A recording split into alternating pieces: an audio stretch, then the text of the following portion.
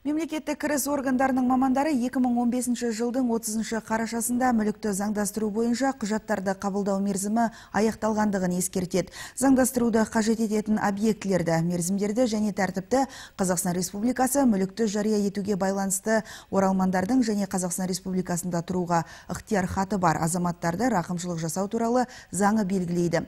2014 жылдың 1 қыркүйегінде басталған акция барысында 636,6 миллион теңге сомаға 18 шетелге орналасқан мүлік заңдастырылды.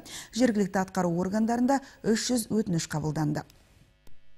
Данной акции подлежат деньги, ценные бумаги. Аталмыш акцияға ақша, бағалы қағаздар, заңды тұлғалардың жарғылық капиталына қатысу үлесі. Қазақстандағы немесе шет елдерде орналасқан жылжымайтын меншік қатысады. Мемлекеттік кірістер органдары Қазақстан Республикасынан тыс жерде орналасқан азаматтардың меншігін заңдастыруды жүргізіп жатыр. Құжаттарды қабылдау мерзімі 2015 жылдың 30 қарашасында аяқталатынын ескертеміз.